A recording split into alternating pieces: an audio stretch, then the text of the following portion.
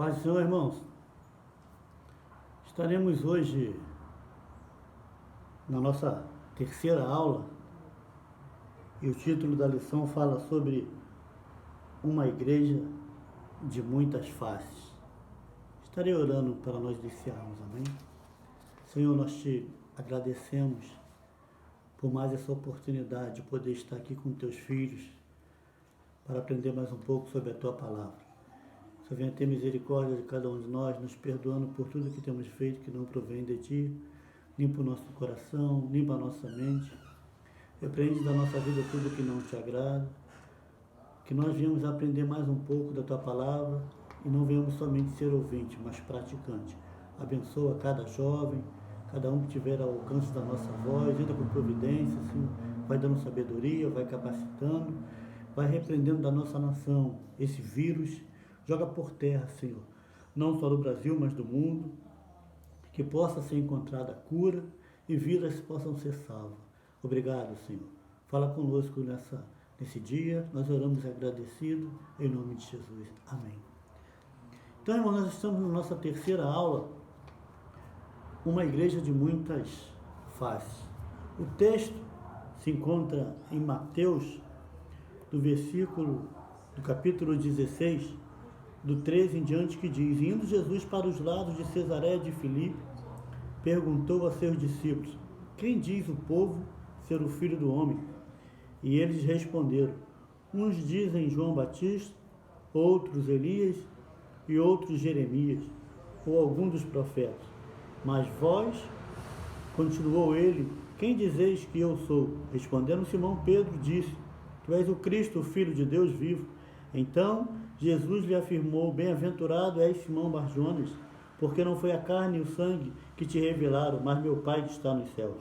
Também eu te digo que tu és Pedro, e sobre esta pedra edificarei a minha igreja, e as portas do inferno não prevalecerão contra ela. Amém? Nós louvamos a Deus por mais essa oportunidade de estar falando com a mocidade, com os irmãos, a respeito de uma igreja do nosso Senhor e Salvador Jesus Cristo, mas ela sendo de muitas faces. E eu deixo duas perguntas para os irmãos. Qual é o rosto da igreja hoje e como ela se manifesta? Ou seja, para cada um de nós pensarmos. Nós vivemos, e uma das características do momento, irmãos, chamado de um mundo pós-moderno, mundo pós-modernidade, é que comumente chamamos de pluralismo. Ou seja, o mundo contemporâneo caracteriza-se por ser um palco onde se apresentam lado a lado diversas expressões culturais e religiosas, diversas opções e diversos sistemas e formas organizacionais. Ao contrário de outros momentos históricos, o mundo não é olhado mais a partir de uma única visão, mas de muitas.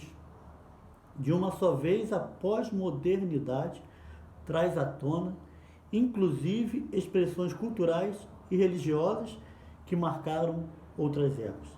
É assim que também podemos identificar em nosso tempo todas aquelas expressões da igreja que marcaram um determinado momento histórico, como vimos nas lições passadas. Ou seja, a igreja sai de Jerusalém, ela vai até Roma, e Jerusalém, igreja como estilo de vida, e ali aparece a igreja como instituição, e acontece duas reformas. A primeira reforma protestante de Martinho Lutero, e a segunda, a reforma pietista, ou seja, a fé sobrepõe a razão. Nós vemos que na Europa o cristianismo é levado como cultura e no Zewa acaba se tornando o negócio. Então, na lição de hoje, irmãos, nós queremos falar sobre três reformas. Primeiro, a reforma de Martinho Lutero.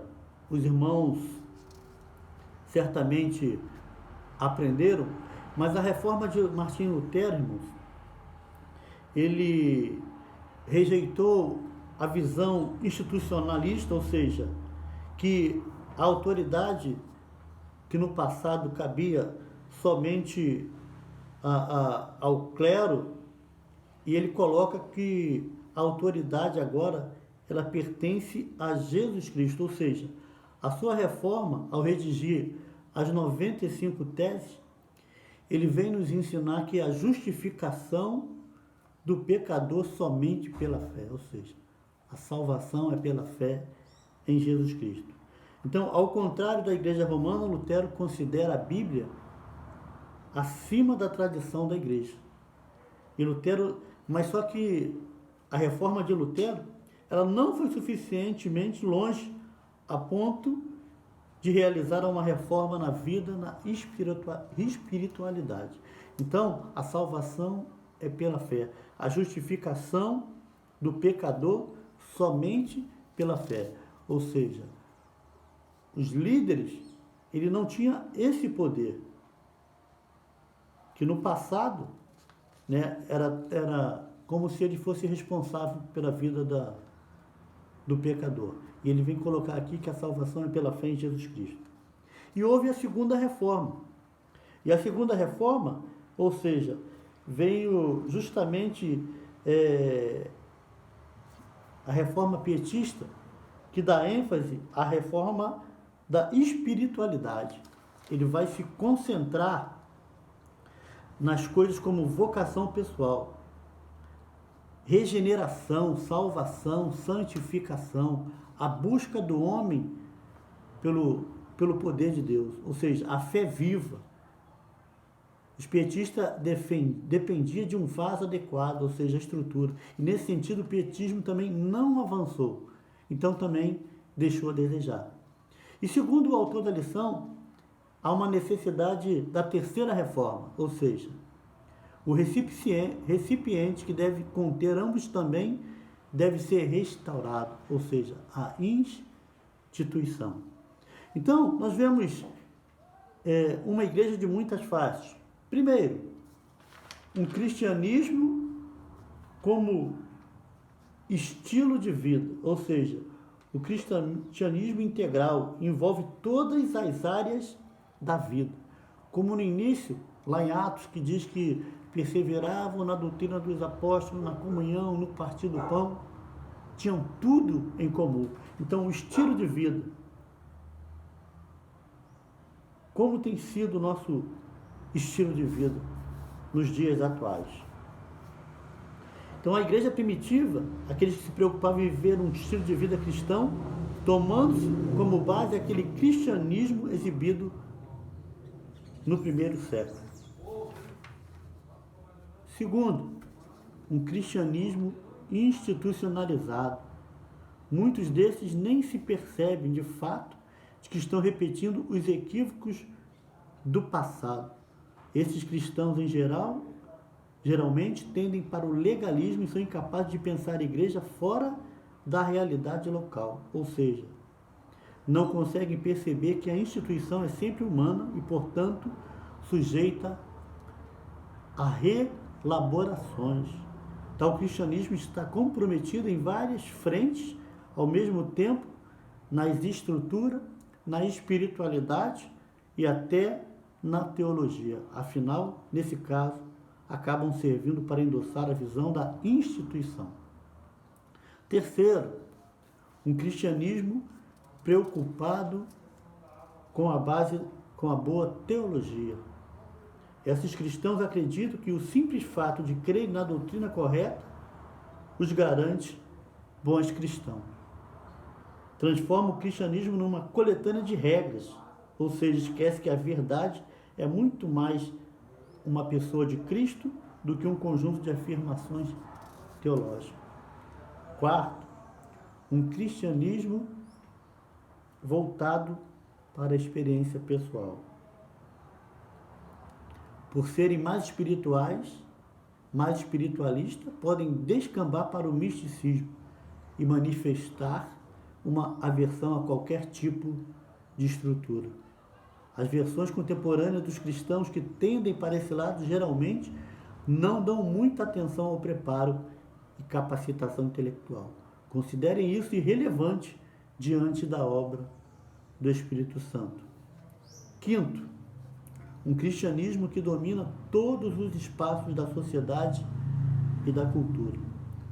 Um cristianismo que invada a cultura e a sociedade, de tal maneira que pudéssemos falar de uma nova cultura ou sociedade cristã. Muitos vão mais longe, lutam por uma nova aproximação da Igreja e Estado, cujas consequências seriam regras sociais que privilegiem a Igreja, uma abordagem exclusivamente cristã nas escolas mais políticos e evangélicos, ou seja, dominar todas as áreas. E sexto, irmão, um cristianismo que trata a fé como mercadoria. Infelizmente, nós vivemos isso no nosso país. Na ânsia por atrair novos membros, muitos pastores têm se dobrado às regras do mercado e visto na religião uma coisa extremamente rentável. Esse cristianismo deixou de lado a cruz. Afinal, este tema não é bom para os negócios. Em lugar disso, promete mundos e fundos, ou seja, a fé que aí pratica é do tipo triunfalista, ou seja, o cristão ele é medido pelos bens materiais que ele possui. Quanto mais bem-sucedido ele for, maior a aprovação de Deus. Então nós vemos que essa também deixa a desejar. E nós vemos que a igreja igreja e interdependência. O autor da lição ele vai colocar, irmãos, que nós estamos agora diante de um desafio, ou seja, a terceira reforma. Nós vemos que isso aqui é algo em que o autor da lição nos coloca. Você pode, de repente, ter um pensamento contrário. Ou seja, o autor da lição ele vai colocar que há uma necessidade de uma reforma completa na instituição.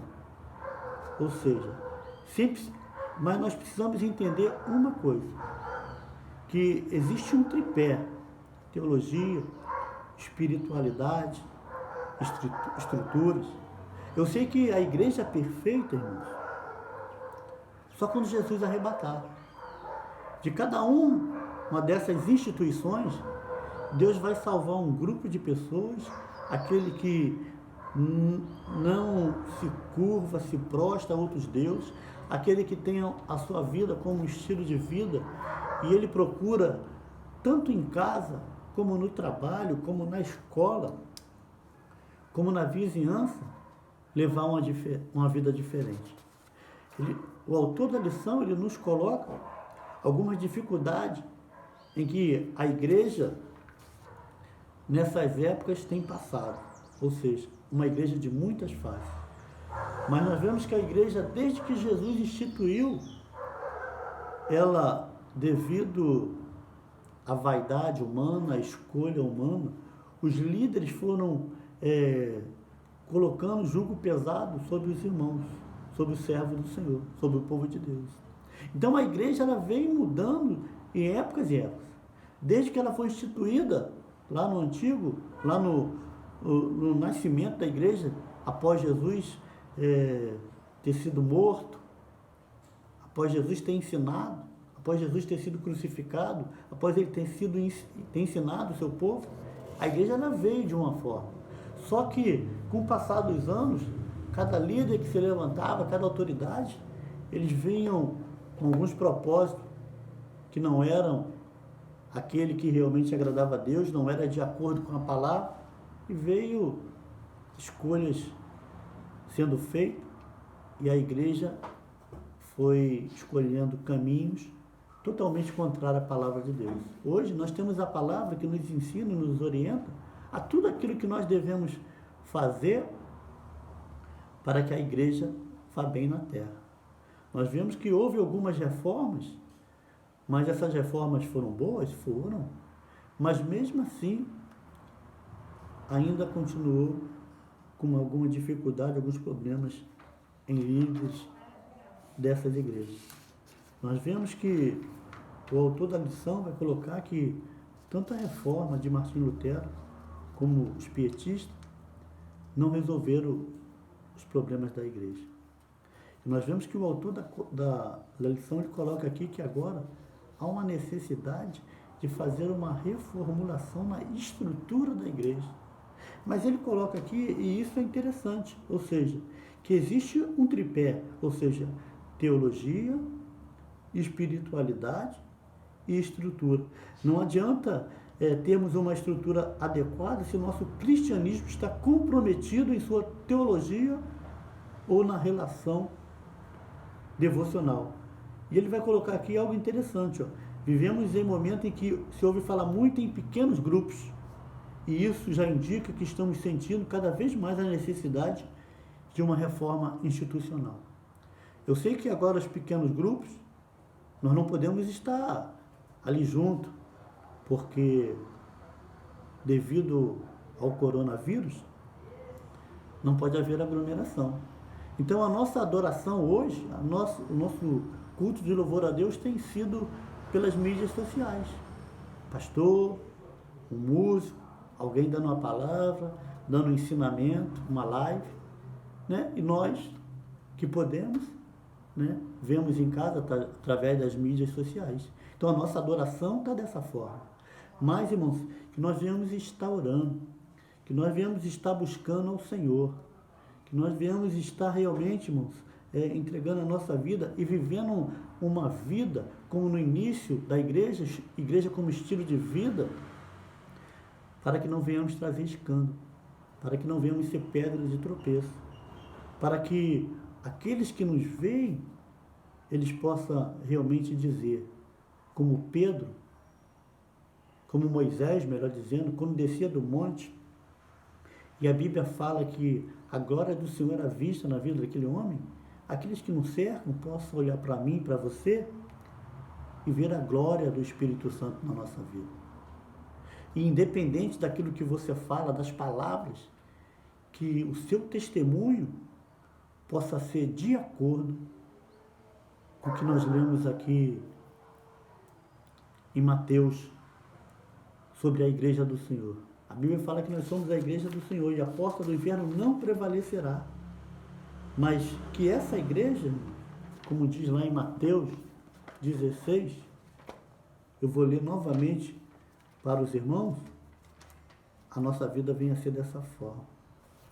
Mateus 16, que diz: e indo Jesus para o lado de Cesareia, perguntou aos seus discípulos: quem diz o povo ser o Filho do Homem? O que nós falamos que Jesus é? E eles responderam: dizem João, outros Elias e outros Jeremias, ou alguns dos profetas. Mas vós continuou: e ele, quem dizeis que eu sou? Aí respondendo Pedro: tu és o Cristo, Filho do Deus vivo. Nós carregamos essa marca, a marca de Cristo, na cruz do Calvário. A Bíblia fala que o sangue dele nos purifica de todo o pecado.